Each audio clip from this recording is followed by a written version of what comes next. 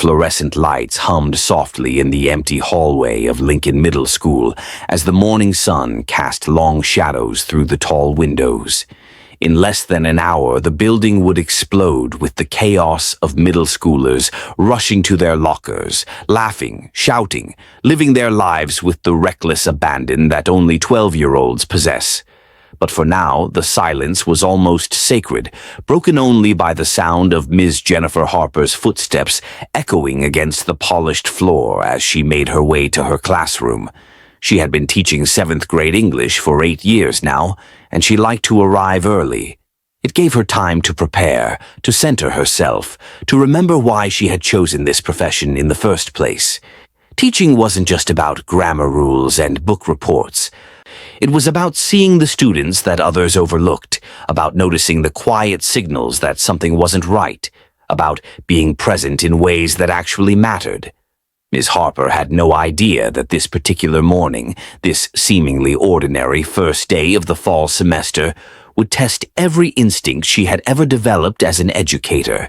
She had no way of knowing that within weeks she would be the only thing standing between a child and unspeakable suffering. She couldn't have predicted that her decision to simply pay attention would quite literally save a life. But before we dive in, drop a comment and let us know where you're watching from. We'd love to hear from you. If you enjoy educational stories like this, be sure to like the video, subscribe, turn on the notification bell, and share it with someone who'd love it too. The bell rang at 8:15 and the hallways erupted into controlled chaos. Ms. Harper stood at her classroom door, greeting each student by name as they filtered in. She had memorized all their names over the summer from the class roster, a small gesture that she knew made a difference. Kids wanted to be seen, to be known, to matter to someone. "Good morning, Marcus. Welcome back. Hey, Sophia, I hope you had a great summer. Hi, David. Ready for another year?" And then she saw her. Emily Carter, 12 years old according to the roster, though she looked smaller than most of her peers. She had light brown hair pulled back in a simple ponytail, and her eyes were a striking shade of green that would have been beautiful if they hadn't looked so tired. She wore the standard uniform that Lincoln Middle School required: navy blue skirt, white polo shirt, black shoes. Everything about her appearance was neat and proper and utterly unremarkable, except for one thing. When Emily entered the classroom and made her way to her assigned seat in the 3rd row, she didn't sit down. She stood beside her desk, placed her backpack on the floor, and remained standing as other students settled into their chairs around her. Ms. Harper watched this from her position at the front of the room, her teacher radar immediately pinging with curiosity. Maybe Emily was stretching after the bus ride. Maybe she was looking for something in her bag. Maybe she just needed a moment before sitting down. Ms. Harper made a mental note but didn't say anything. It was the first day, after all. Students did strange things when they were nervous or adjusting to a new environment. "Good morning, everyone," Ms. Harper began, her voice warm and welcoming. "Welcome to 7th grade English. I'm Ms. Harper, and I'm so excited to have you all in my class this year. We're going to read some amazing books together. We're going to write stories that matter, and we're going to have some fun along the way."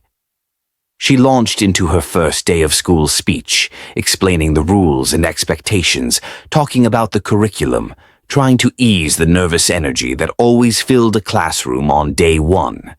The whole time she noticed Emily Carter standing beside her desk, not moving, not sitting, just standing there with her hands resting lightly on the desktop. 20 minutes into class, Ms. Harper asked everyone to take out a piece of paper for a brief getting-to-know-you writing activity. Students rustled in their backpacks.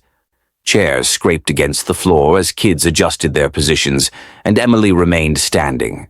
She pulled out a notebook and a pen, placed them on her desk, and prepared to write while standing up. "Emily," Ms. Harper said gently, "you can sit down, honey. Get comfortable." Emily's head snapped up, her green eyes wide with something that looked almost like panic. I'm okay standing, Ms. Harper. I prefer it. Her voice was soft, barely above a whisper, but there was an edge to it. Not defiance exactly, something else, something that made Ms. Harper's instincts hum with concern.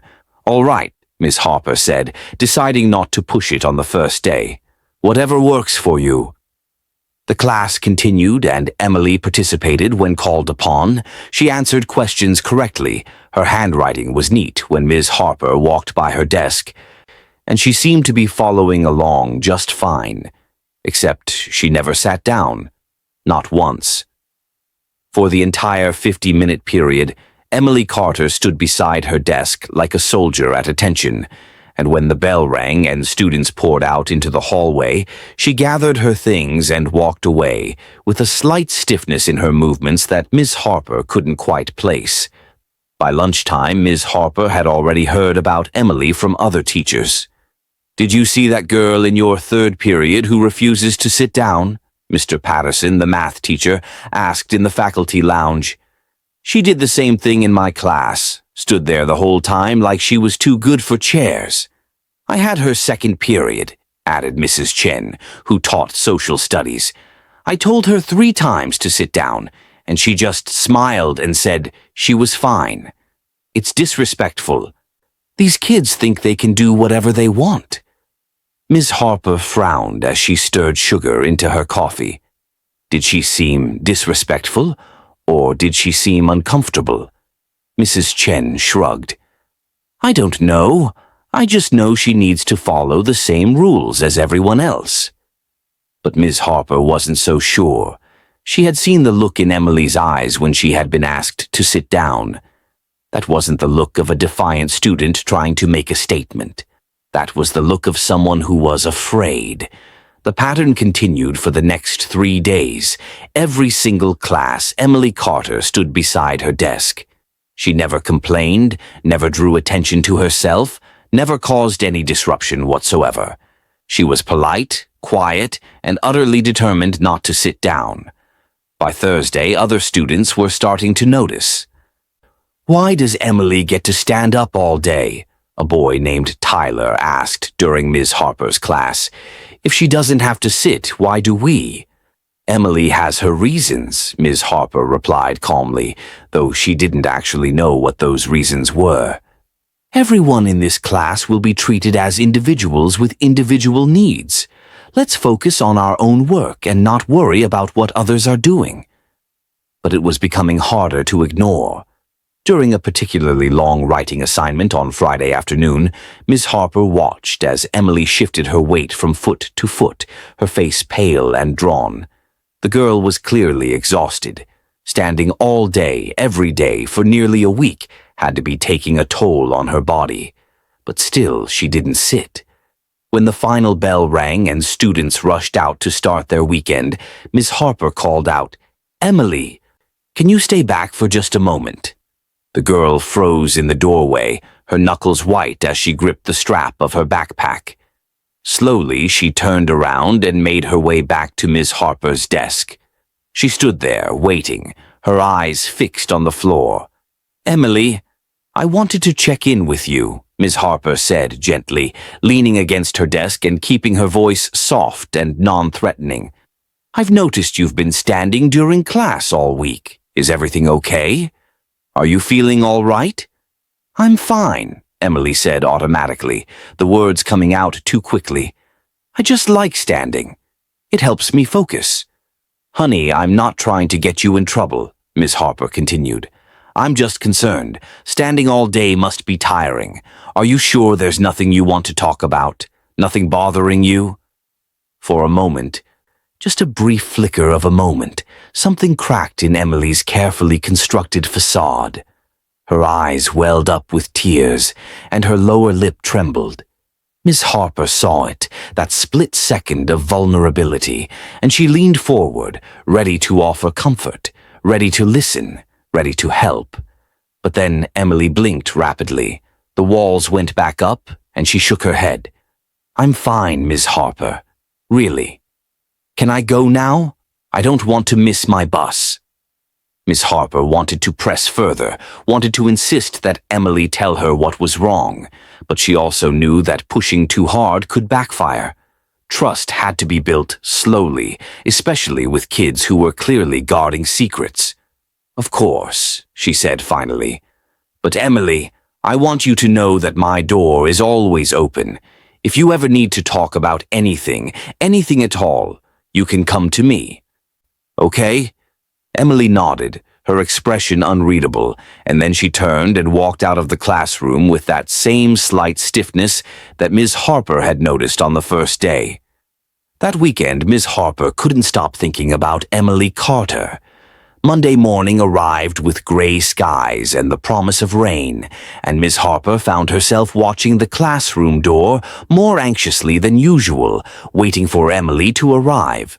When the girl finally walked in just before the bell, Miss Harper felt her concern deepen.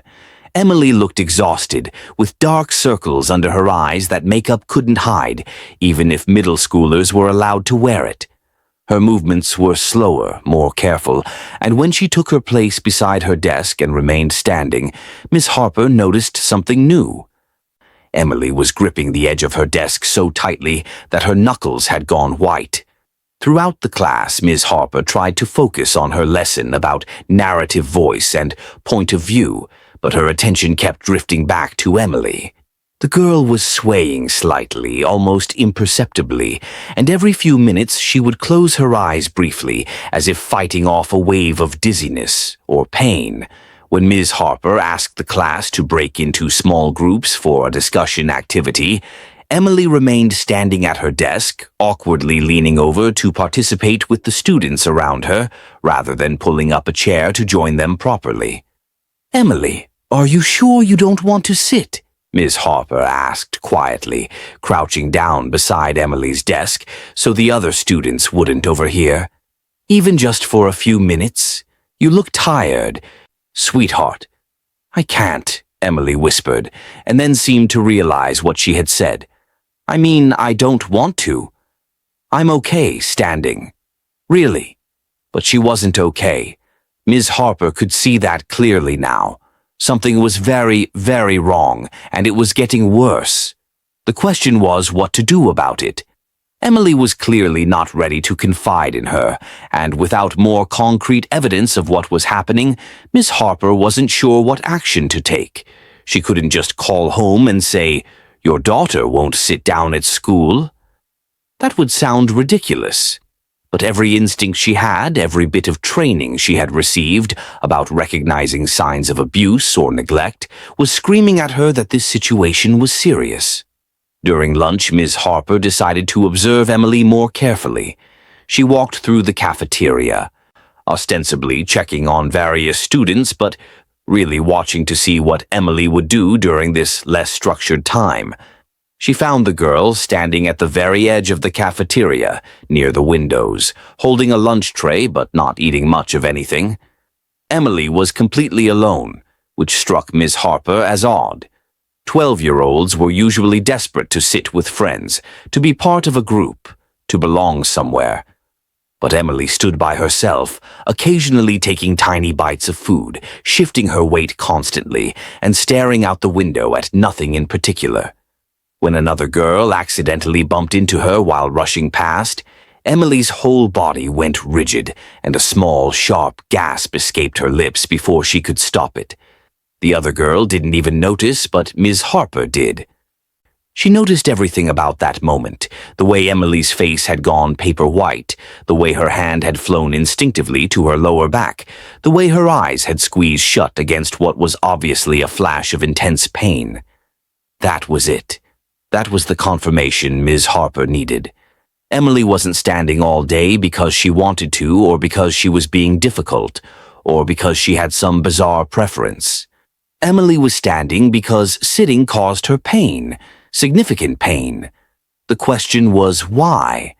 Ms. Harper's mind raced through possibilities: a medical condition, some kind of injury from sports or an accident.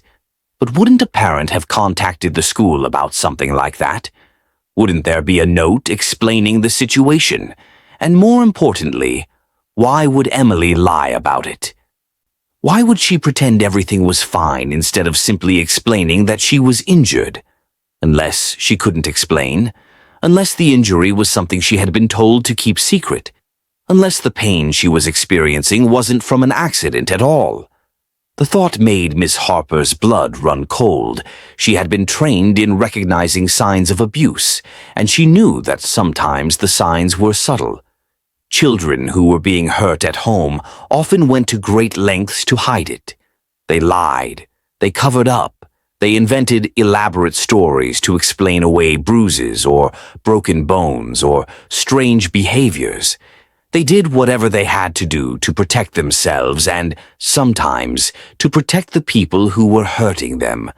Could that be what was happening here? Was someone hurting Emily? And if so, how? What kind of abuse would make it impossible for a child to sit down? Miss Harper felt sick to her stomach at the implications, but she forced herself to think clearly. She needed more information. She needed to document what she was seeing. She needed to follow protocol. She couldn't just leap to conclusions and make accusations without evidence, but she also couldn't ignore what was right in front of her. That afternoon, during study hall, Emily sat in Ms. Harper's classroom again. Or rather, she stood in Ms. Harper's classroom while other students worked on homework or read quietly. Ms. Harper watched as Emily tried to focus on a book, but the girl couldn't seem to concentrate. She kept shifting position, moving from foot to foot, rolling her shoulders, stretching her neck. She looked like someone in constant grinding discomfort, trying desperately to find a position that didn't hurt.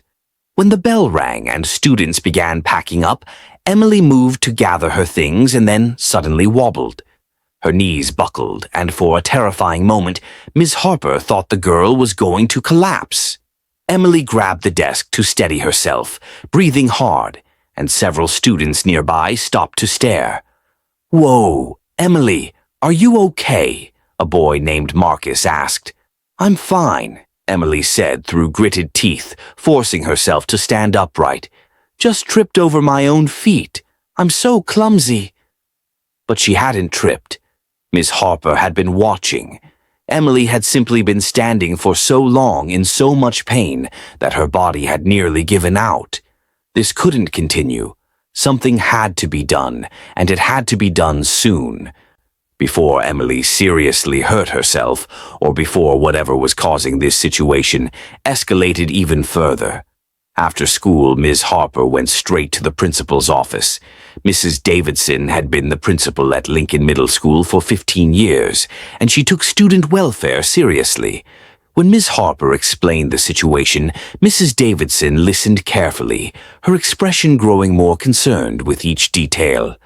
"You think she's being abused at home?" Mrs. Davidson asked quietly. "I don't know," Ms. Harper admitted. "But I think something is very wrong, and I think it involves some kind of physical pain or injury that she's trying to hide. She nearly collapsed today. She can barely stand up anymore, but she's still refusing to sit down. That's not normal behavior. That's survival behavior." Mrs. Davidson nodded slowly. "All right, here's what we're going to do. I'm going to pull her file and see if there's any history we should know about. I'll also make some discreet calls to her previous schools and see if there were any concerns raised in the past. In the meantime, I want you to continue observing and documenting everything you see. Times, dates, specific behaviors, anything that seems relevant. If we're going to report this to Child Protective Services, we need to have our facts straight. And if she collapses? If she's in immediate danger? Then we call 911 immediately and worry about the rest later. But let's give it a few more days and see if we can get a clearer picture of what's happening. Sometimes these situations resolve on their own once the child feels safe enough to talk. Keep building trust with her. Let her know you're there if she needs help." Ms. Harper left the principal's office feeling both relieved that she had taken action and frustrated that they couldn't do more right away. but she understood the need for caution. False accusations of abuse could destroy families, and they had to be absolutely certain before making such a serious claim.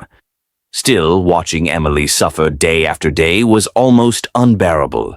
The next morning, Tuesday, Emily arrived even later than usual, slipping into the classroom just as the final bell rang. Miss Harper took one look at her and felt her heart sink. The girl looked terrible. Her face was pale and drawn, her eyes were glassy with exhaustion or pain or both, and she was moving like every step cost her something. When she took her place beside her desk and remained standing, as always, Miss Harper noticed that she couldn't stand up straight anymore. Emily was hunched forward slightly, her shoulders curved inward, her whole posture screaming of someone trying to protect an injury. "Emily," Miss Harper said gently, approaching her desk.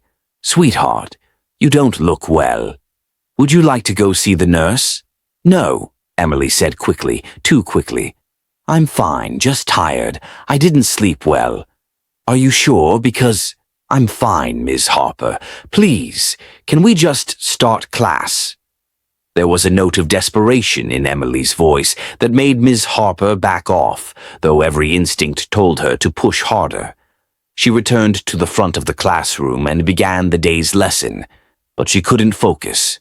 All she could think about was Emily standing there, suffering in silence, hiding whatever terrible secret was destroying her from the inside out. Halfway through the class, while students were working independently on a reading comprehension worksheet, Miss Harper heard a small sound from Emily's direction. It was barely audible, just a tiny gasp of pain, but it made Miss Harper look up immediately. Emily was still standing, but she had one hand pressed against her lower back, and her other hand was gripping the desk so hard her whole arm was shaking. Miss Harper stood up and walked over to Emily's desk, keeping her voice low so the other students wouldn't hear. "Emily, I need you to be honest with me. Are you in pain right now?" Emily's eyes filled with tears, but she blinked them back fiercely. "It's nothing. I'm okay." "You're not okay. I can see that you're hurting. Please, let me help you." "Tell me what's wrong." "I can't," Emily whispered, and a single tear escaped and rolled down her cheek. "I'm sorry, I can't tell you. I just need to get through the day. Please, Miss Harper, please don't make me explain." Miss Harper felt something break inside her chest at the sound of Emily's pleading voice. This child was begging not to be helped, which could only mean one thing. She was terrified of what would happen if the truth came out. That kind of fear didn't come from nowhere. It came from threats, from conditioning, from someone convincing this little girl that silence was her only option. "Okay," Ms. Harper said softly, even though everything in her wanted to scoop Emily up and take her to the hospital right that moment. "Okay, sweetheart. I won't push you, but I'm here whenever you're ready to talk. And Emily, you don't have to go through this alone. Whatever it is, we can figure it out together." Emily nodded slightly but said nothing, and Ms. Harper returned to her desk with a heavy heart. She spent the rest of the class period documenting everything she observed. The time Emily gasped in pain, the way she held herself, the tears, the pleading, all of it. This was beyond concerning now. This was an emergency waiting to happen. At lunch, Ms. Harper sought out the school counselor, Ms. Rodriguez, and explained the situation. Ms. Rodriguez was a kind woman in her 40s, with years of experience dealing with troubled students, and she listened with growing alarm. "I can try to talk to her," Ms. Rodriguez offered. "Sometimes kids will open up to a counselor when they won't talk to teachers. But if she's being abused, we might be running out of time. The longer this goes on, the more danger she's in." "I know," Ms. Harper said. "I keep thinking about what could be happening to her at home every night. What if we're watching her suffer here at school while something even worse is happening when she leaves?" "Let me see if I can get her to talk," Ms. Rodriguez said. "I'll call her down to my office this afternoon and see if I can break through.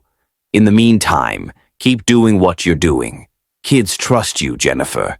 If anyone can reach her, it's you."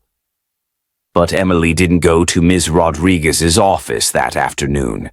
When the counselor sent for her during sixth period, Emily's English teacher reported that the girl had asked to use the bathroom 15 minutes earlier and hadn't come back yet. A search of the bathrooms found Emily locked in a stall, sitting on the floor, crying silently.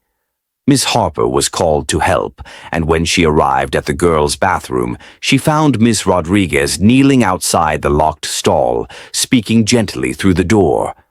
"Emily, honey, we just want to help you. No one is angry.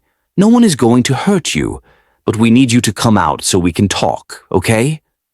There was no response, just the sound of quiet sobbing. Miss Harper stepped forward and spoke softly. "Emily, it's Ms. Harper. I'm here with Miss Rodriguez, and we both care about you very much. Whatever is happening, whatever you're afraid of, we can work through it together. You don't have to carry this alone anymore." After a long moment, they heard the lock click, and the stall door slowly opened. Emily sat hunched on the bathroom floor, her arms wrapped around her knees, her face blotchy and wet with tears. She looked up at them with eyes full of such pain and fear that Miss Harper felt her own eyes water in response. "I can't sit down," Emily whispered. "It hurts too much. I've been trying so hard to make it through school, but I don't think I can do it anymore. Everything hurts. Everything."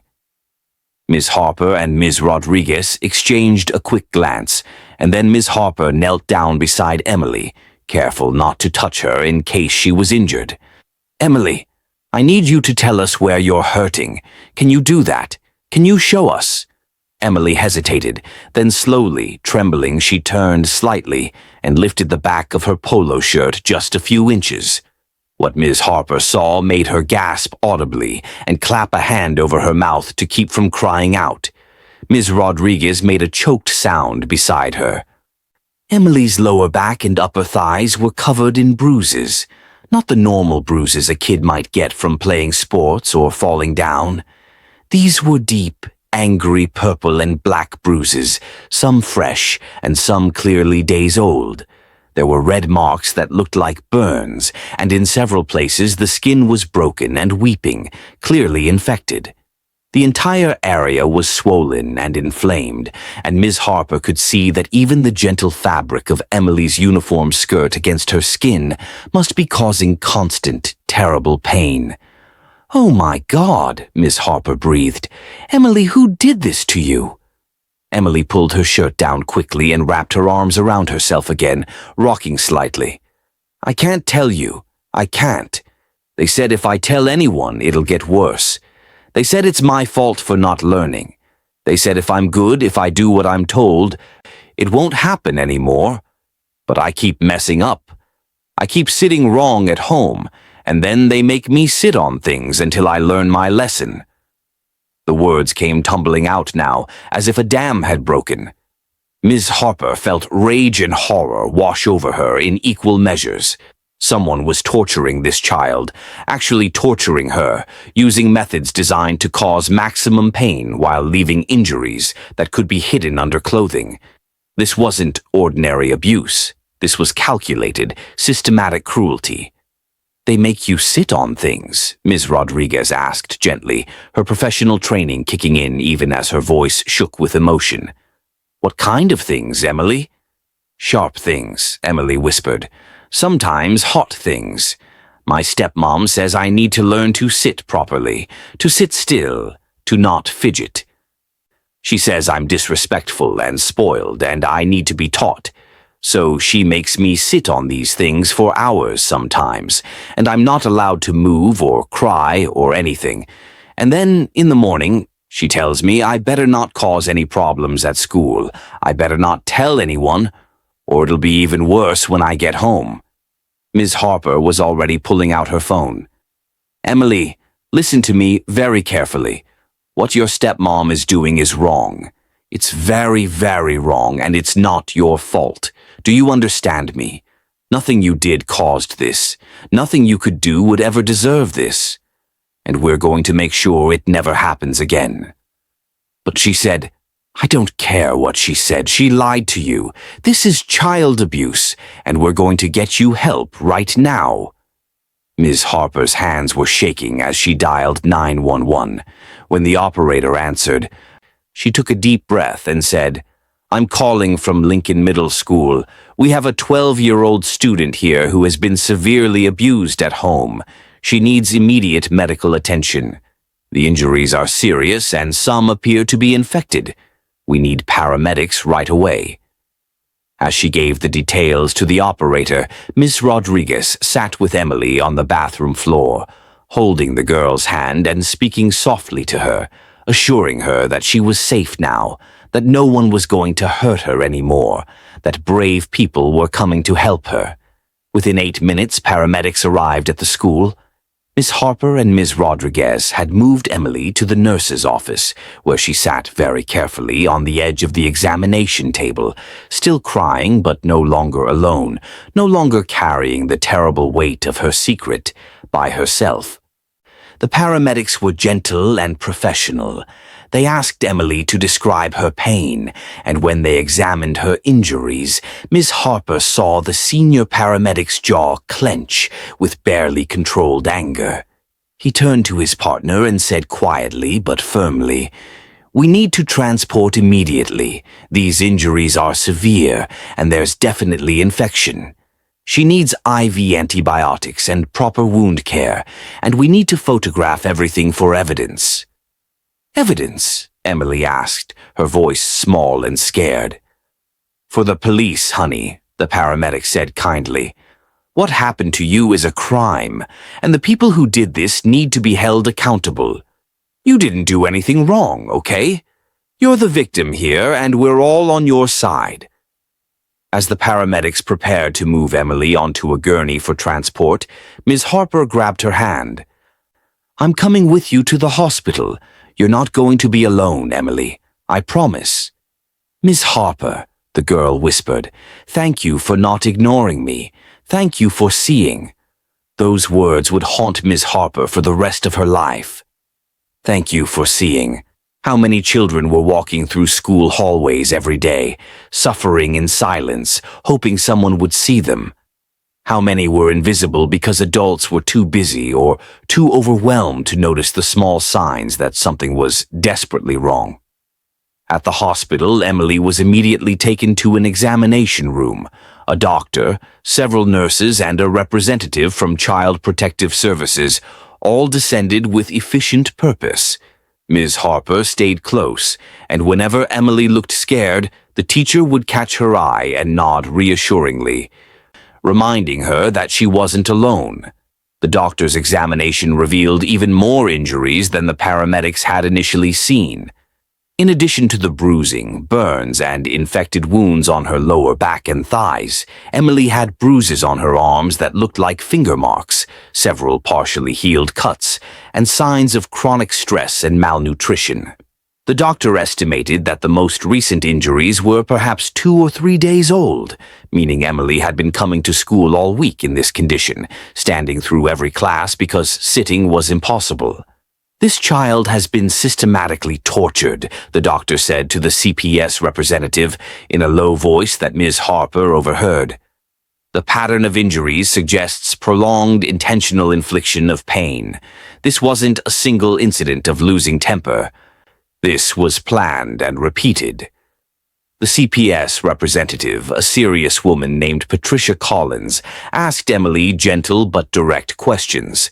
Emily, exhausted and in pain but finally safe, told the whole story.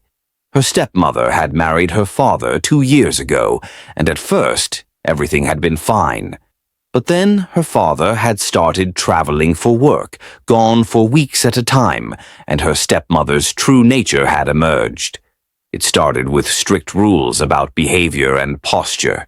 Sit up straight, don't fidget, don't talk back, don't question. When Emily failed to meet these impossible standards, the punishments began. At first, they were things like being sent to bed without dinner or having privileges taken away. But they escalated quickly.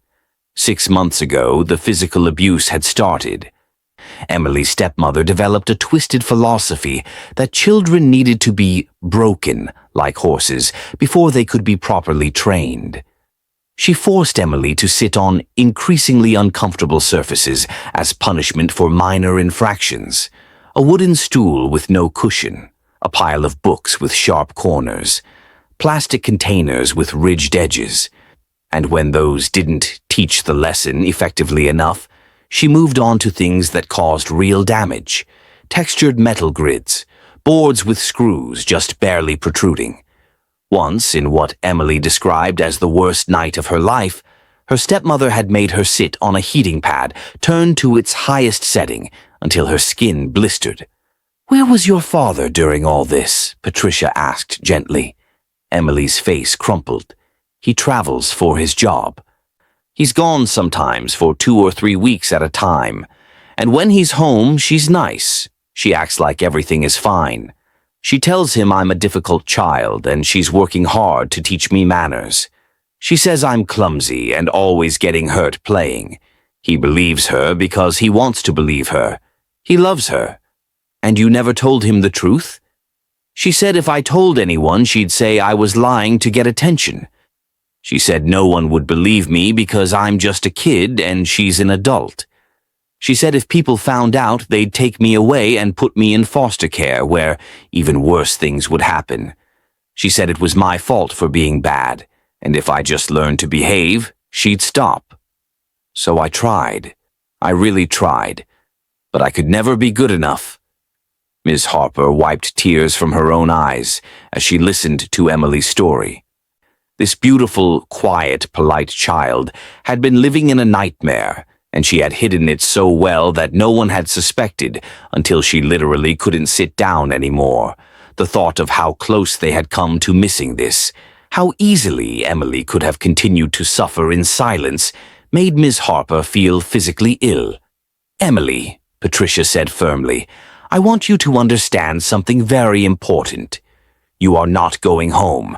Not today, not tomorrow, not until we are absolutely certain you will be safe. We're placing you in emergency protective custody, which means you'll stay somewhere safe while we investigate what's been happening to you. And I can promise you that the people who hurt you will face serious consequences." "What about my dad?" Emily asked, her voice breaking. "He didn't know. He didn't do anything wrong." "We'll investigate that too," Patricia said. "But right now our priority is you, making sure you're safe, making sure you heal, and making sure this never happens again."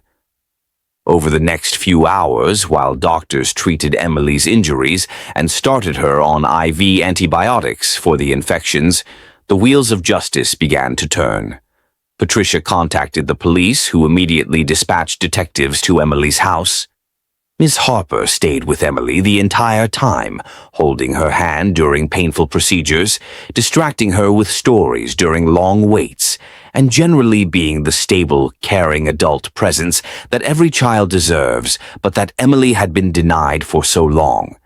When 2 detectives arrived to interview Emily, she was nervous but determined. She told them everything, and with the doctor's permission, they photographed her injuries as evidence. One of the detectives, a veteran cop named Detective Martinez, who had worked child abuse cases for 20 years, looked like he wanted to punch a wall after seeing what had been done to Emily. "We're going to get her," he told Emily grimly. "Your stepmother is going to face criminal charges for what she's done to you. Child abuse, assault, battery, torture, endangerment. We're going to throw the book at her, and if your father knew about any of this and did nothing, he'll face charges too." "But he didn't know," Emily insisted. "He really didn't. She hid it from him like she hid it from everyone." "We'll figure that out," Detective Martinez said. "But Emily, you need to understand that even if he didn't know, he should have known. Parents have a responsibility to protect their children. If he was traveling so much that he didn't notice you were being abused, that's a failure on his part too." Within hours, the police had obtained a warrant and descended on Emily's house. Her stepmother, whose name was Sandra Carter, was arrested and charged with multiple counts of child abuse and assault. According to the police report that Ms. Harper would later read, Sandra had initially tried to deny everything, claiming Emily was a troubled child who lied for attention. But when confronted with photographs of Emily's injuries and her detailed statement, Sandra's story had fallen apart. A search of the house had turned up the various implements Sandra had forced Emily to sit on, many of them still stained with blood.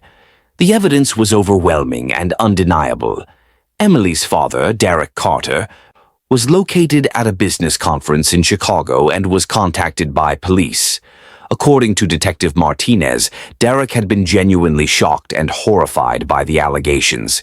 He caught the first flight home, but by the time he arrived, Emily was already in CPS custody, and his wife was in jail.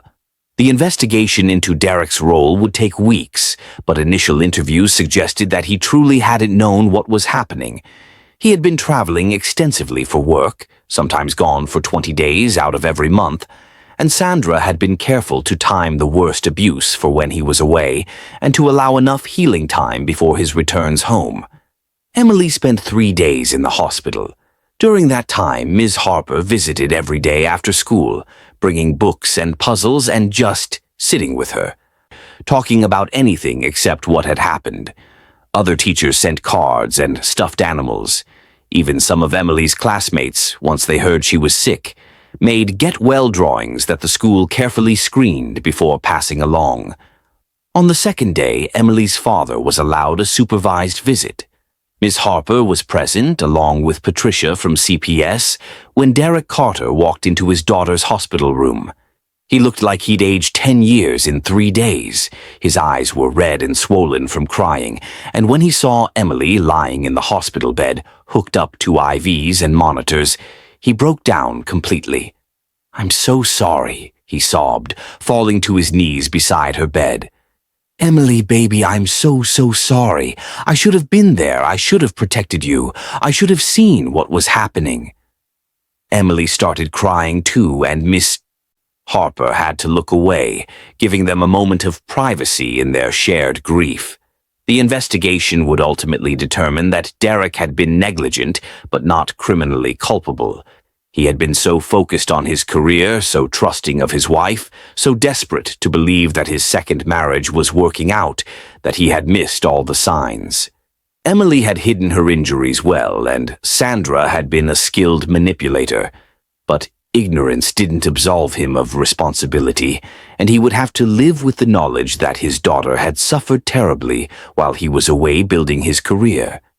CPS made the decision that Emily could eventually return to her father's care, but only after he completed parenting classes, therapy, and agreed to significant changes in his work situation. He would need to prove that he could prioritize Emily's safety and well-being above everything else. In the meantime, Emily was placed in a foster home with a kind woman named Mrs. Patterson, who had experience caring for children recovering from trauma. Sandra Carter remained in jail, held without bail due to the severity of the charges and the risk she posed to Emily. Her trial would come later, but the evidence against her was so overwhelming that her lawyer was already discussing plea deals. The prosecutors were pushing for the maximum sentence, and Detective Martinez assured everyone that Sandra would likely spend many years in prison for what she had done. 2 weeks after the 911 call, Emily was medically cleared to return to school. Ms. Harper had been anxious about this day, worried about how Emily would handle being back in the classroom where her suffering had been so visible but so misunderstood. The principal, Mrs. Davidson, had called a special meeting with Emily's teachers to prepare them for her return and to establish protocols for supporting her. On Emily's first day back, Ms. Harper arrived at school extra early. She had rearranged her classroom slightly, making sure Emily's desk had a comfortable cushioned chair that the school nurse had approved. She had prepared the other students with a simple explanation. Emily had been sick and was recovering, and everyone should be kind and welcoming, but not overwhelm her with questions. When Emily walked into the classroom that morning, Miss Harper felt her heart swell with emotion. The girl looked different. She was still thin and pale, still healing from her ordeal, but there was something new in her eyes. Hope, maybe, or relief. The terrible weight of her secret was gone, and though she had a long road of recovery ahead, she was finally safe. "Welcome back, Emily," Miss Harper said warmly. "We've missed you." Emily smiled, a genuine smile that lit up her whole face. "Thank you, Miss Harper, for everything." And then, slowly and carefully, Emily sat down in her chair for the first time since school had started. She winced slightly as she lowered herself onto the cushion, her injuries still tender. But she sat. She actually sat. Several students nearby noticed and exchanged glances. Tyler, the boy who had questioned why Emily got to stand all those weeks ago, caught Miss Harper's eye and nodded slightly, his expression somber. The kids might not know all the details, but they understood that something serious had happened, and they could see that Emily was trying to be brave. The class proceeded normally, and Emily participated when she felt up to it. She took breaks when she needed to stand and stretch, and no one questioned it or made a fuss. At lunch, instead of standing alone by the windows, Emily sat with a group of girls who had invited her to join them. Ms. Harper watched from across the cafeteria and felt tears prick her eyes. This was what school should be. A safe place. A place where children could just be children.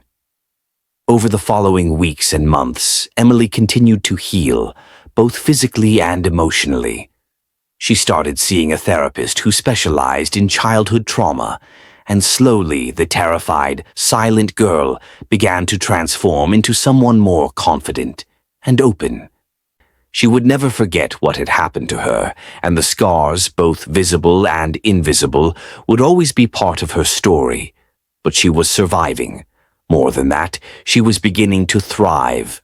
Miss Harper stayed involved in Emily's life even after she was no longer her teacher.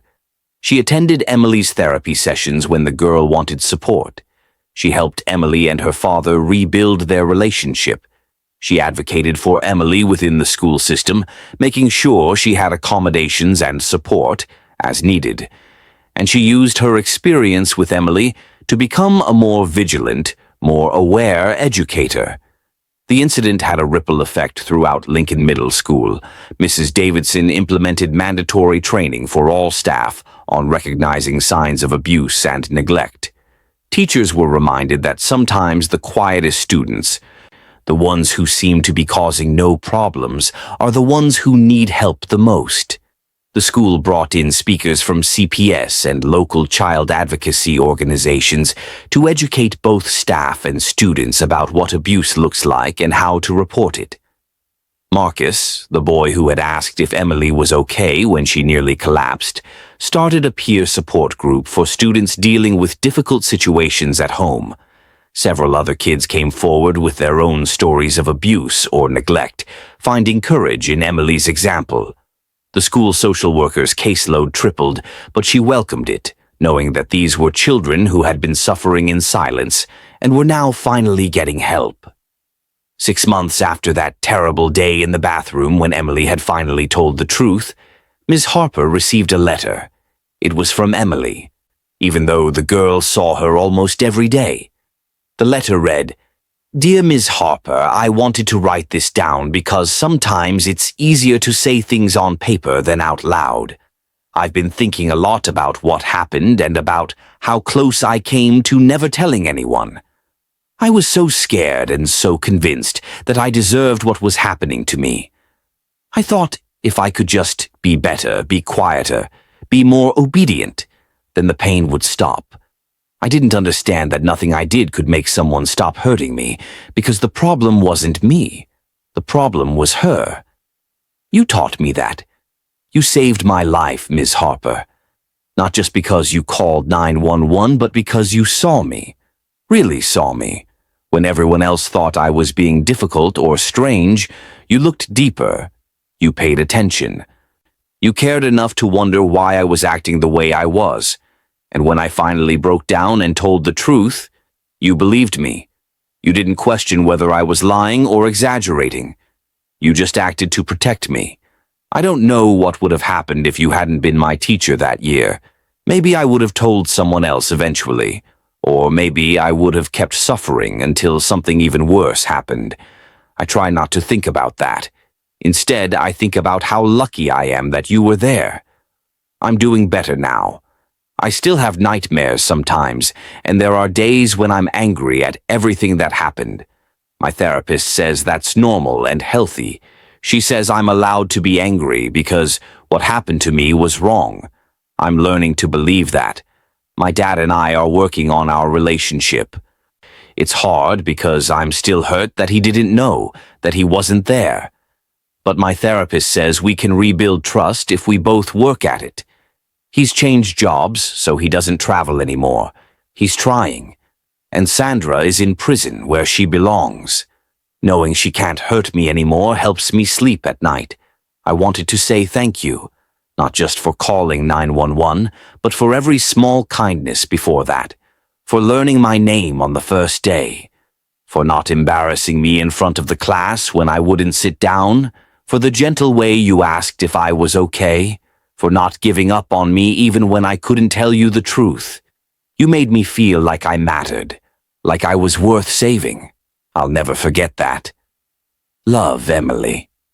Ms. Harper kept that letter in her desk drawer, and on the hard days when teaching felt overwhelming and thankless, she would take it out and read it again. It reminded her why she had chosen this profession. It reminded her that sometimes the most important thing a teacher can do has nothing to do with lesson plans or test scores. Sometimes the most important thing is simply to see a child who needs help and to refuse to look away.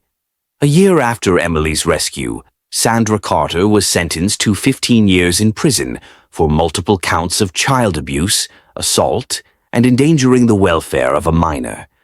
Emily didn't attend the sentencing, but her victim impact statement was read aloud in court. In it, she described the pain, the fear, the years of suffering, but also her hope for the future. She ended by saying, "I don't forgive you for what you did to me, but I'm not going to let what you did define the rest of my life. I'm going to heal. I'm going to be happy, and I'm going to make sure that other kids know it's okay to tell someone when they're being hurt." True to her word, Emily became an advocate. With her therapist's support and her father's encouragement, she started speaking at school assemblies about recognizing abuse and the importance of telling trusted adults when something is wrong. She was nervous at first, but her message resonated with other students. After one assembly, 3 different kids approached her privately to talk about situations in their own homes. Emily listened and then helped them find adults who could help. She was paying forward the gift that Ms. Harper had given her, the gift of being seen, being heard, and being saved. Ms. Harper continued teaching at Lincoln Middle School, but she never forgot the lesson Emily had taught her. She became known among staff as someone who noticed things, who paid attention to the quiet kids, who asked questions when something seemed off. Over the years, she helped identify several other students who were experiencing abuse or neglect. None of the cases were as severe as Emily's, but each one mattered. Each child who was helped because a teacher cared enough to look beyond the surface was a victory. On Emily's 14th birthday, 2 years after her rescue, she and her father threw a small party and invited Ms. Harper. It was a simple celebration with cake and presents and a few close friends that Emily had made. But the most important moment came when Emily stood up to make a toast.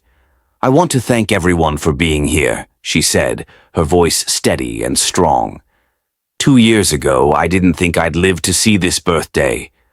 I was in so much pain, physically and emotionally, that I couldn't imagine a future. But I'm here now because people cared enough to help me, especially Ms. Harper, who refused to ignore what she was seeing, even when it would have been easier to look the other way. You taught me that there are good people in the world. You taught me that I deserve to be protected. You taught me that I mattered.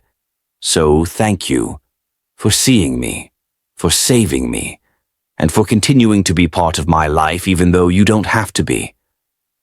There wasn't a dry eye in the room. As Ms. Harper drove home that night, she thought about how close they had all come to missing Emily's silent cry for help.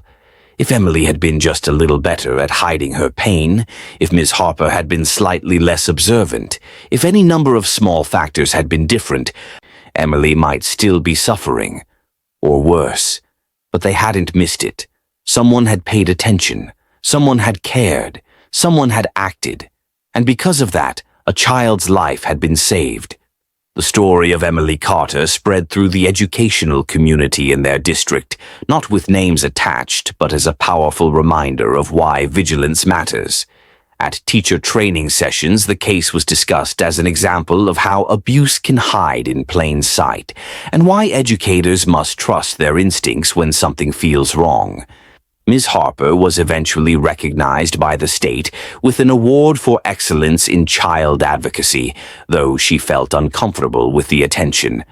"I just did what any teacher should do," she insisted. "I paid attention to a child who needed help." But the truth was that not every teacher would have noticed what Ms. Harper noticed.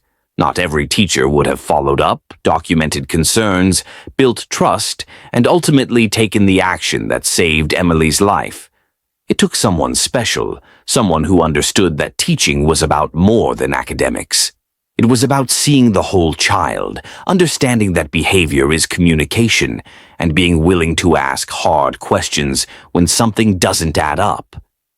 Years later, Emily graduated from high school with honors. She gave a speech at graduation about overcoming adversity, and though she didn't share specific details about her abuse, everyone who knew her story understood what she was really talking about.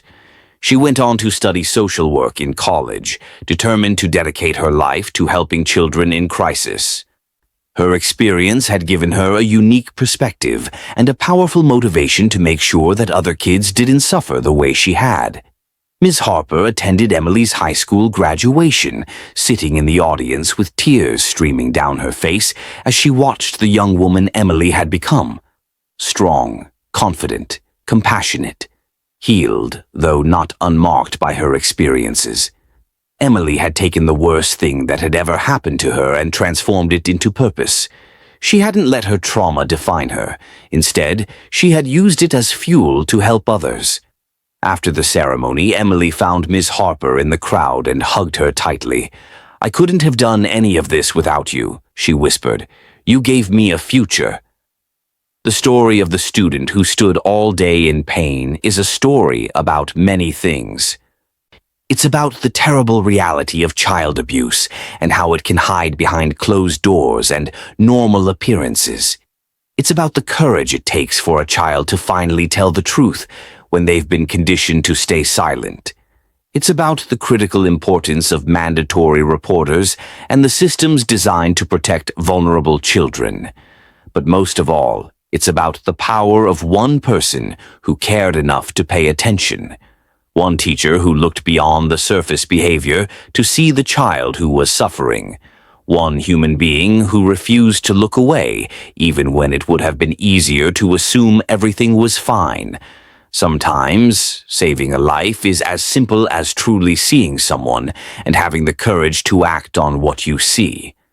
Emily Carter was saved because someone paid attention, and in the end, that made all the difference. If you found Emily's story powerful and important, please take a moment to like this video and share it with others who need to hear this message. Subscribe to our channel and turn on notifications so you never miss stories that matter. And most importantly, if you're a teacher, a parent, a coach, or anyone who works with children, remember Emily's story. Pay attention to the quiet ones. Notice when behavior doesn't make sense. Trust your instincts when something feels wrong. And never, ever be afraid to ask questions and take action when a child needs help. You might just save a life. Drop a comment below and let us know your thoughts on Emily's story and tell us where you're watching from. We love hearing from our community. Thank you for watching, and remember, sometimes the smallest sign is the biggest cry for help.